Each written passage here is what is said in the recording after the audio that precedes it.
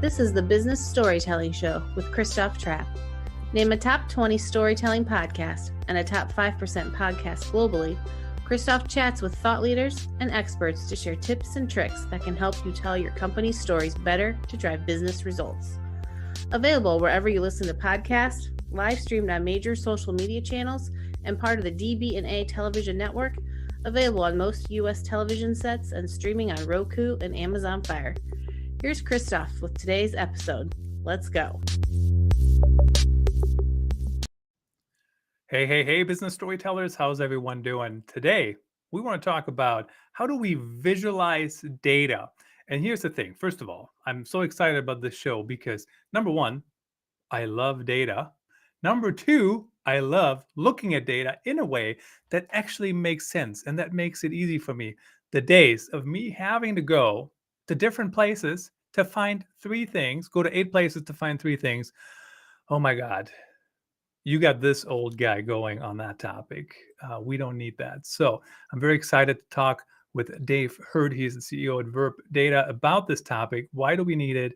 How do we do it? And what does Verb Data do exactly? So let's get him out of the green room. I'm sure he's enjoying our hospitality in there, but let's dive into the topic. Dave, really glad to have you on the show. Hey, Christoph, thanks for having me. So, what's interesting to me is, yes, people want data, but it's so difficult sometimes to even keep track of things, to show what it means and whatnot. So kind of give me your spiel on how does that look like to you in the market? Like, where are the downfalls, where are the opportunities, and how do we make it easier for people to actually do this? Yeah, definitely. Well, first, thanks for having me. I think a lot about the data analytics problem as the typical iceberg problem, right? You see above the surface this small little piece of ice, but below the surface, there's this huge, massive block of ice that took down the Titanic. And data is kind of a similar process where you see these charts and graphs on a nice, pretty dashboard, but there's a lot of work that goes into getting data ready for those nice charts and graphs, like you mentioned. And so in your example, right, there were 3 sources of data. We have to bring those things together and then be able to visualize that. So really what we're seeing in the market is a lot of tools, a lot of work around how do we wrangle this data together to then be able to visualize it. But then there's really not a really great solution to kind of bring those things together in both bringing data together and then visualizing it all in one place. And that's certainly a problem that's worth fixing, and I'm sure you're working on that. But before we get there, tell me. So I've been throwing around the term data, right? And data could be a gazillion different things, right? Specifically, what kind of data do you focus on, and what's that data that you bring together in one place? Yeah, exactly. So we primarily work with software as a service companies. So we help their development teams bring their data together and then visualize that data for their end customers. So we're really looking at different types of data that our customers are working with or ingesting. So think about e-commerce data, right? So you're helping sell products online. There's lots of data around not just products and revenue, but also conversion rates, source channels, referral programs. There's lots of data there. So we really help our customers wrangle their first-party data, whether that's e-commerce data, procurement data, anything like that, and then transform that, right? So you think about the raw data that lives in databases, across the internet. It's not always what needs to be shown on a chart, right? You need to slice and dice it in different ways. And so we give a lot of tools to help make that really simple to slice and dice that data. And the last part there is, right, giving the end customers the access to that data so they can do what they want with it. And that's really important, right?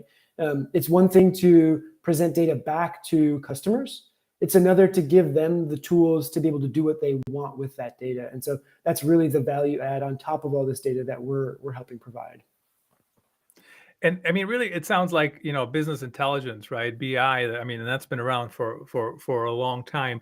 But how has business intelligence, from your perspective, how has it evolved? And again, I'm not going to name any names here, but I've been in plenty BI tools that are just, oh my God, like the usability. And of course, I don't know, maybe usability or user friendliness is a newer term, so to speak.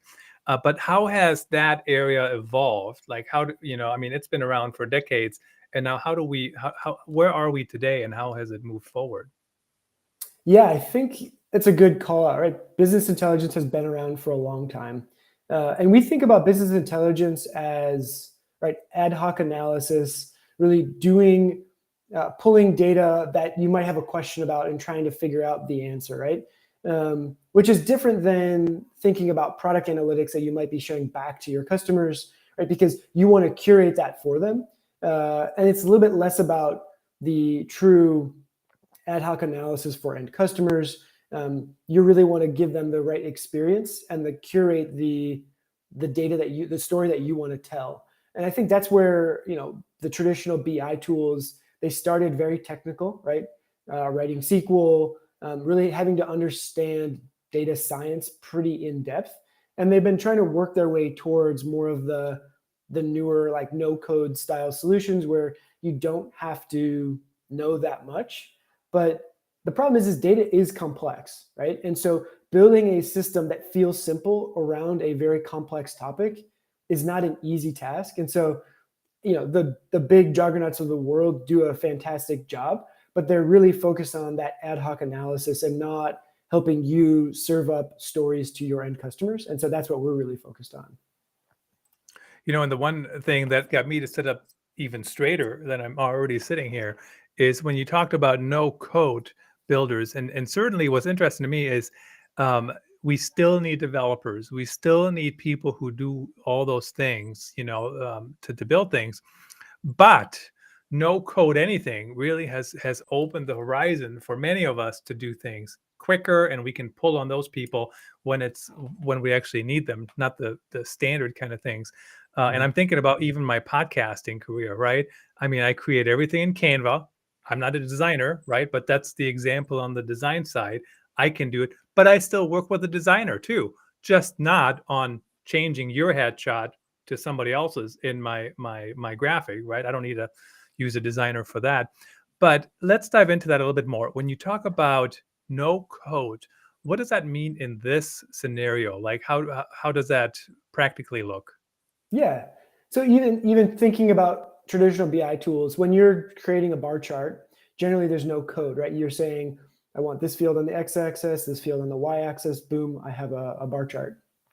But to get to the level of having values that are dimensions and measures that can be put onto a chart still does require a lot of code from those traditional sources. So, right, bringing the data sources together, creating a data model that can then have dimensions and measures, that still requires code. So you can have a visualization layer, no code, and just drag and drop things. That's been around for a while. But what's more interesting, I think, is the automation of those tasks that used to require code that you don't even have to think about anymore, right? So bringing data together doesn't really require any code because there's pre-built integrations. Then building out data models doesn't require any code because you can create configurations, and then our platform or any other platforms can also then build out that data model using the configuration, so the drag and drop style stuff that you might build. So that's really, I think, the differentiator here is no code has been around for a while, right? It's kind of the marketing term, and I'm sure you're very well aware of picking up the new marketing term du jour. And so I think people are leveraging that concept around the drag and drop editors that have been around for a while. But now we're starting to add more automation because we have better tools, more artificial intelligence, that we can truly do more of the complex work without you having to understand the complex concepts. And that's where we're starting to see BI tools shift and change to things like Verb versus traditional BI tools. It's very interesting. It's just very fascinating to me how things have evolved, and I'm always a fan to figure out how to what's the latest thing. How do we make it easier? How do we measure things better? Which of course always leads me to the question. And I even people ask me, even in content, which is a little, I won't say fluffy, but it's not like one good piece of content leads to one sale or 10 sales, right? Like sometimes you don't even know what led to the sale, but certainly it has an impact. But people always want to know the ROI of everything, right? So having a visual dashboard, does that help explain the ROI, or does it help get a better ROI, or what's the impact? I guess that's my real question. Yeah. What's the impact on ROI when it comes to these visual dashboards? Yeah, you served that up on a nice silver platter for me. The old adage in SaaS is, right, dashboards sell SaaS, right? So they sell software. And so looking back on my experience in this software as a service space, I've been a product manager at a handful of companies. So I'd go to my customers in the B2B enterprise space, and they'd say, hey, I want a dashboard so I can see metrics, right? I can show my boss the performance we're getting by using your software. And then I would go to my sales team and say, hey, they would come to me actually, right? And they would say, hey, if I had a killer dashboard, I would crush my sales quota. Like that would make my demo so much better. I could sell this thing to Eskimos. And then I'd go to our engineering team and they'd be like, let's pump the brakes a little bit here because this is the process of building this dashboard actually is very expensive. And so when we think about the value of dashboards in software as a service in the B2B enterprise space, it's really valuable for a couple of reasons. One, it shows the performance of what's happening inside of the platform, right? Most SaaS is workflow based, right? SaaS version 1 was take Excel and bring it online and put a process to it, right?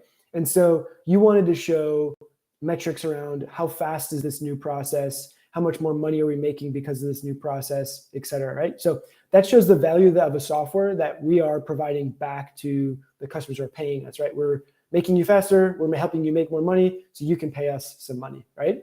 But then the other part is it gets other people in the company involved in that software, involved in that process. So if you think about Uber Eats is a good example, right? So if you are a restaurant owner and you're getting orders through Uber Eats, and you might have multiple locations, right?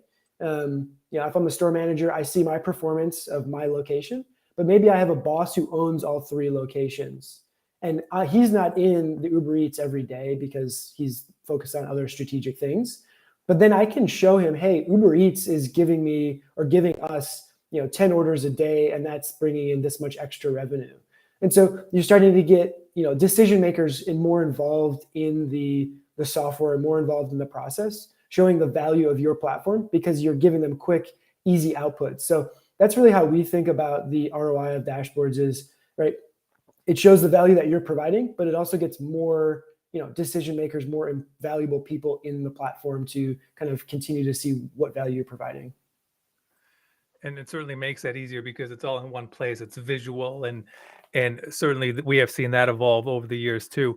Now, the one thing I really liked, and I've never thought of it this way, even though I am in SaaS myself in my day job, but most SaaS cases are workflow based. I've never thought of it that way, but that is very true, right?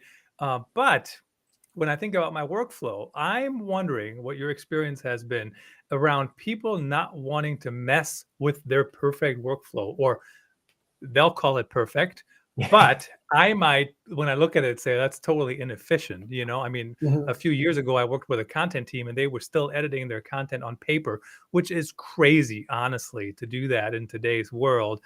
In fact, I say you should edit your content in the CMS. Don't even use Word. Don't even use Google Drive. Go wherever it is it needs to go. But people are very protective of their workflows, right?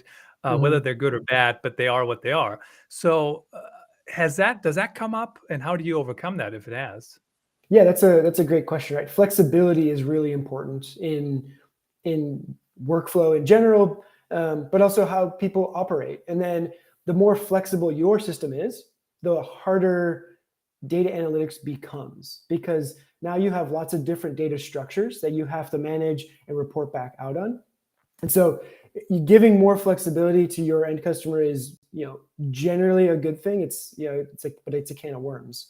And so what we're seeing in the market today is data architecture, and software architecture in general. While it's becoming easier to build software, the architecture behind that is becoming more and more complex because people are demanding more flexibility, because software development is becoming more modular, right? You're using lots of different tools to build one platform. You might be using, AWS, other plugins for authentication, things like that. So your data is scattered. So you need to bring that together. So all that flexibility does make presenting data back to end customers much more difficult. So people are delaying that, or they're going to have to charge more for access to that level of data to make the ROI work out for them. So that's definitely where we come in and try to help quite a bit. And just a friendly reminder to everyone watching on the live stream, you can comment on the live stream and just send over any questions or thoughts, or even just say hello. We always appreciate it. If you're listening on the podcast channel, it's just a friendly reminder. The video version of this, if you want to look at our smiling faces, is now available on Spotify. So if you're listening on Apple, Spotify has the video version in addition to the audio version only. So the one thing I really like what you just said there about technology has been easier than ever to build. And it's so true, but content has been easier than ever to create, right? So, anybody can now create content. Doesn't mean they're creating good content. So certainly you've built a successful company there. And I'm very interested to find out, what's behind it? What prompted you to do it? What's your great founder story, or how did it start? Give us a quick overview of the history. Definitely. So I alluded to it a little bit earlier, right? My background is in product management. So I met my co-founder Oleg. He's the CTO. I'm the CEO and head of product here at Verb. And I met him about 12 years ago at a company called Onesys, and we did online ordering for restaurant chains. So if you ever ordered from Applebee's, Outback, Panera, that was a software Oleg actually built with two friends while they were in college. And so I joined there actually in customer success. We didn't have any product management at the time, so I kind of got lucky and fell into it. And so there, we were doing lots of transactions for the world's largest restaurant brands. And so visualizing data, sharing data back to our customers was really important. But we always kind of struggled with it because everybody's data looked different. The data sizes were massive. And it was only showing part of the picture, right? If you think about this back in 2012, online ordering made up maybe 10% of these brands' revenue and their orders. Now it's looking like 50, 60%, but that's only a part of the picture of the data. So we can show the value we provided of that 10%, right? So we captured this many orders yesterday, but we don't help complete the picture of these orders plus your in-store orders plus orders from a different, phone orders, things like that, right? And we've evolved, and we built a couple other companies, Oleg and I, and we same the same kind of problems, right? Where customers wanted it, the size of the data was always kind of a problem. The work to get to the data model that really worked well for our customers took a lot of time, and it was really inefficient. But what we noticed was it was the same process every time, right? Just a little bit of a different problem, maybe a bar chart versus a pie chart or things like that. But the steps to go from our production data into a nice, clean data warehouse was fairly similar. And so we thought, well, you see a similar process that's repeatable, we could automate that. And so that's really where we came in. What we saw in the market was, a lot of great visualization tools, traditional BI tools, and then there's lots of little point solutions along the way to do this and do that and do this. But there was no tool that really kind of automated the end-to-end process that solved that problem. So that's really where our focus has been, is solving the really challenging problems. And then obviously providing really nice no-code dashboard building solutions on top of that. But we really sell on our automated infrastructure more than we do on anything else. That's our secret sauce. I'm a big fan of, I'm sure you are familiar with, I'm a big fan of automation. I actually think one of my automated emails came to you, and then somebody on your team says, hey, Dave is responding to your email. And I'm thinking, what email? Of course, I wrote that email, right? But I didn't write it in that moment. It's this, everybody gets the same emails based on timing. So yes, my friends, automation is so important.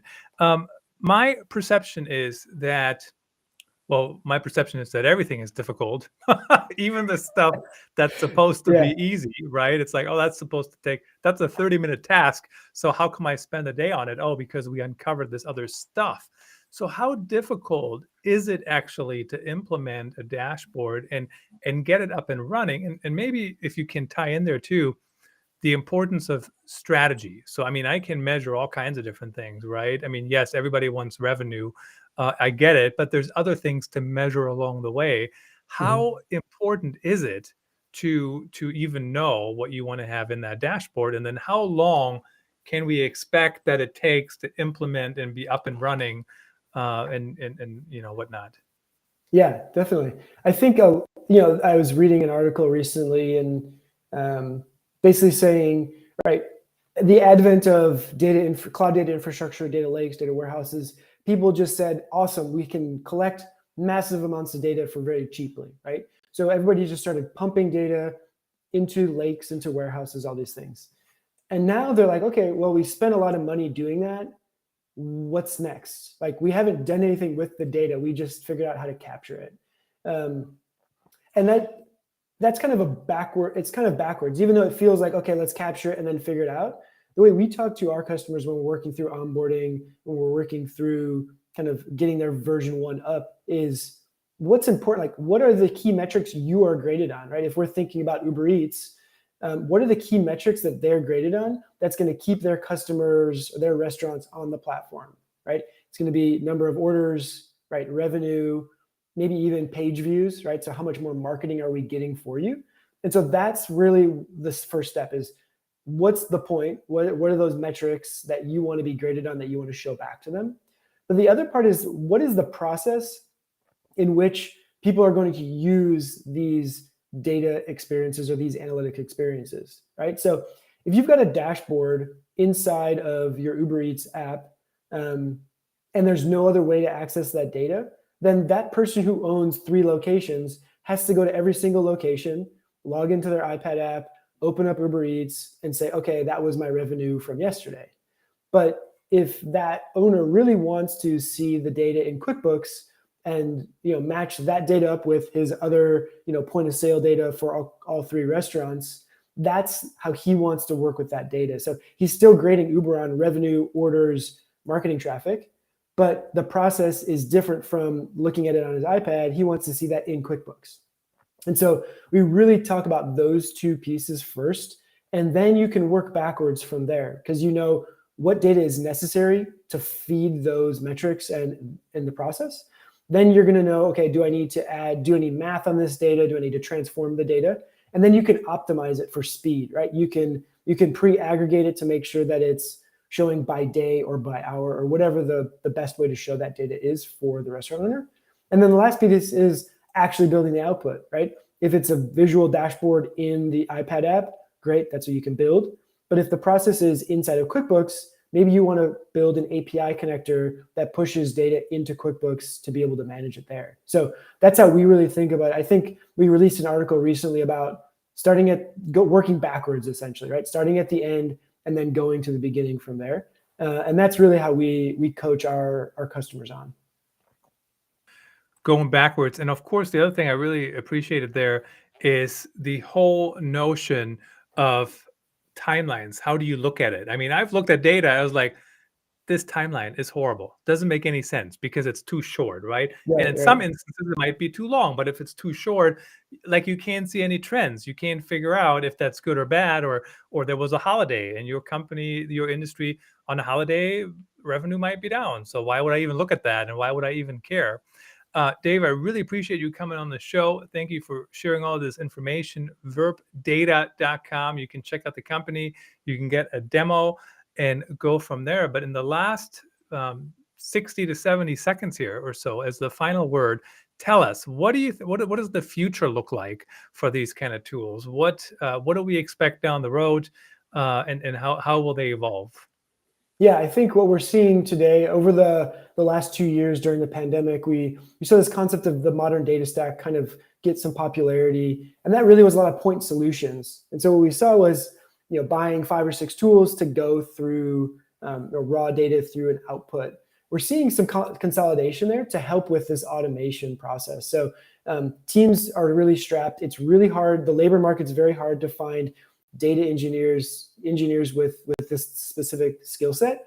So I think what we're seeing is more and more automation in this space that requires less sophistication. So you can understand what you need your outputs to be, and tools will start kind of doing the work for you. So that's really what we're seeing. We're seeing more automation, more artificial intelligence layered in. And then the last thing is augmenting your data. So, right, you might have first-party data about the orders for Uber Eats, but then there's third-party data that might be around weather and things like that. So really layering in more insightful data on top of just first-party data. Fantastic. Always nice to look into the future. Thanks again for joining us. You bet. Thank you so much for having me. That's a wrap. Thanks for tuning in. Please rate and review our show on your favorite podcast channels. And don't forget to share this episode with your networks. We appreciate it.